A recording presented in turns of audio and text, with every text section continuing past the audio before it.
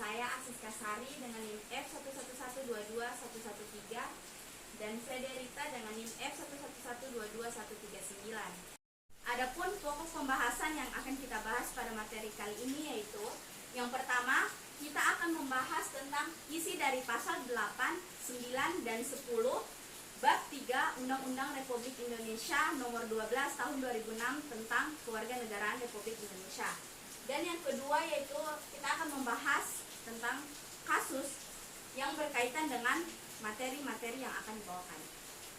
Pembahasan yang pertama yaitu pasal 8 yang berbunyi kewarganegaraan Republik Indonesia dapat juga diperoleh melalui pewarganegaraan.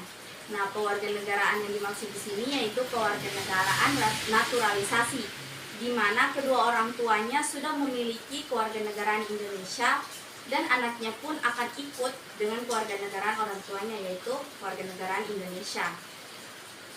Selanjutnya yaitu ada pasal 9 poin A yang berbunyi telah berusia 18 tahun atau sudah kawin. Jadi sebelum 18 tahun dia belum bisa memilih kewarganegaraan Indonesia secara sah. Nah, setelah dia berusia 18 tahun, baru dia bisa memilih kewarganegaraan Indonesia. Kenapa nanti berusia 18 tahun? Karena usia ini yang menjadi kategori bahwa orang itu telah dewasa atau bisa mempertanggungjawabkan pilihannya sendiri. Karena nantinya dia akan melakukan demokrasi di negara Indonesia. Nah, poin B yang berbunyi pada waktu mengajukan permohonan sudah bertempat tinggal di wilayah negara Republik Indonesia selama 5 tahun berturut-turut atau paling singkat 10 tahun berturut-turut.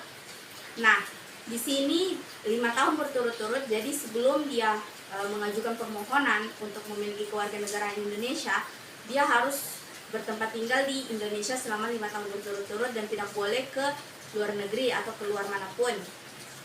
Nah, untuk 10 tahun berturut-turut, contohnya itu dia bisa kayak 2 tahun di Indonesia, terus keluar lagi 1 tahun di Malaysia, terus kembali lagi ke Indonesia selama 10 tahun berturut-turut. Itu dia bisa mengajukan permohonan untuk menjadi kewarganegaraan Indonesia. Nah, poin C yaitu sehat jasmani dan rohani. Nah, kenapa harus sehat? Karena orang yang melakukan permohonan kewarganegaraan Indonesia ini, dia harus secara sadar bahwa dia telah memilih kewarganegaraannya yaitu kewarganegaraan Indonesia. Selanjutnya yaitu pasal 9 poin D yang berbunyi dapat berbahasa Indonesia serta mengakui dasar negara Pancasila dan Undang-Undang Dasar Negara Republik Indonesia tahun 1945. Di mana di sini menjelaskan yaitu ketika misalkan ada warga negara asing yang tidak dapat berbahasa Indonesia, maka dia tidak dapat mendapatkan kewarganegaraan Indonesia karena dia tidak dapat berbahasa Indonesia. Kemudian dia harus mengakui dasar negara Pancasila dan Undang-Undang Dasar Negara Republik Indonesia. Karena kita tahu sendiri bahwa Pancasila dan Undang-Undang Dasar itu merupakan pedoman kita dalam hidup berbangsa dan bernegara di Indonesia. Selanjutnya yaitu poin E yang berbunyi tidak pernah dijatuhi pidana karena melakukan tindak pidana yang diancam dengan pidana penjara 1 tahun atau lebih. Di mana ketika dia dijatuhi pidana yang kurang dari 1 tahun maka itu dapat dimaklumi. Tetapi ketika dia mendapatkan pidana yang sudah mendapatkan vonis 1 tahun penjara atau lebih, maka itu sudah tidak bisa dimaklumi sehingga dia tidak dapat mendapatkan WNI di Indonesia. Kemudian yang poin F yaitu jika dengan memperoleh kewarganegaraan Republik Indonesia maka tidak bisa menjadi kewarganegaraan ganda. Misalkan dia warga negara asing ingin mendapatkan kewarganegaraan Indonesia, maka ketika mendapatkan kewarganegaraan Indonesia maka kewarganegaraan pada negara sebelumnya sudah tidak diakui atau tidak sah.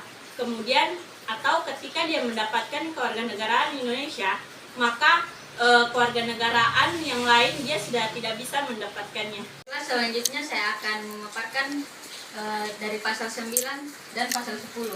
Pasal 9 poin G yaitu mempunyai pekerjaan dan atau berpenghasilan tetap, di mana sebagai warga negara Indonesia harus memiliki penghasilan tetap baik dari pekerjaan pokok atau pekerjaan sampingan.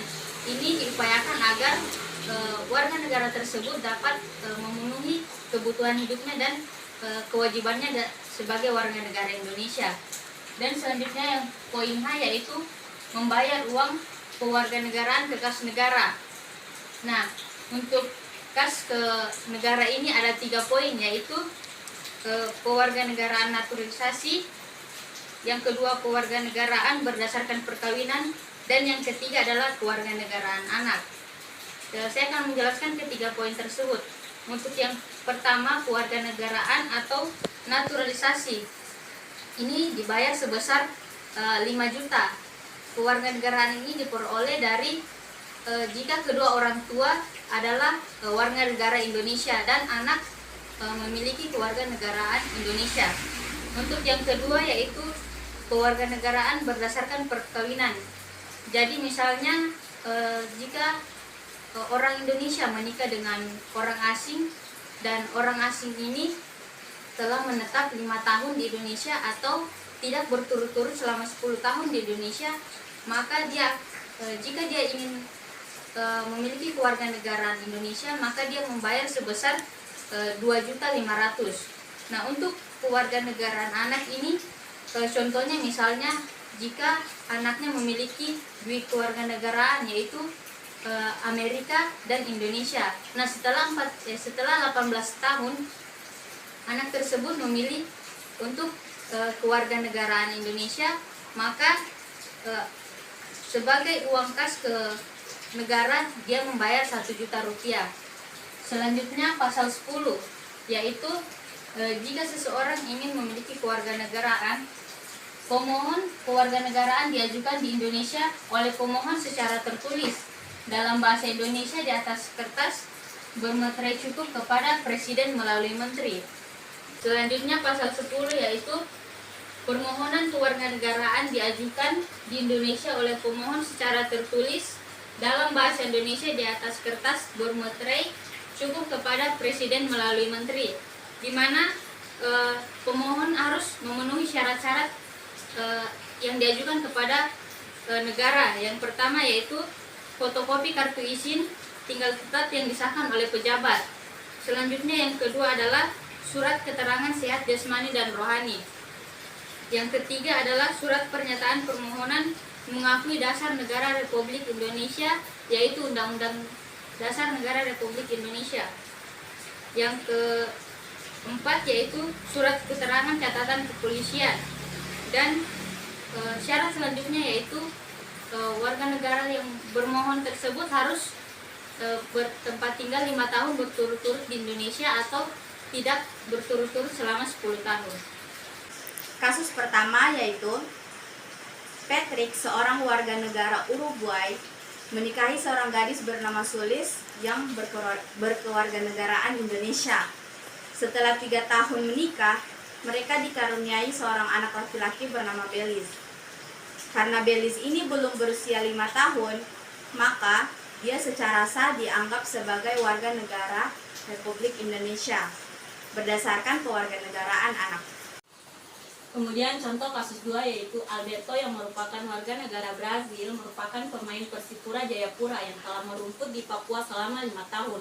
Kemudian pada 2007 Alberto memutuskan untuk mengakhiri masa lajangnya dan menikahi gadis asal Garut bernama Asmiranda. Karena pernikahan tersebut Alberto mendapatkan kewarganegaraan Indonesia.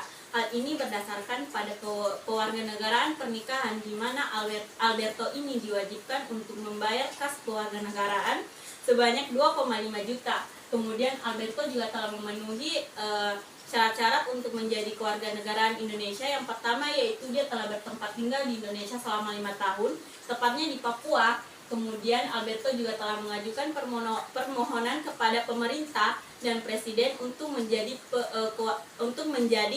warga negara Indonesia. Selanjutnya saya akan membahas contoh kasus yang ketiga, yaitu pada tahun 1993 Bejo menikahi gadis bernama Clara. Keduanya merupakan warga negara Indonesia. Setelah 2 tahun mereka dikaruniai anak bernama Philip.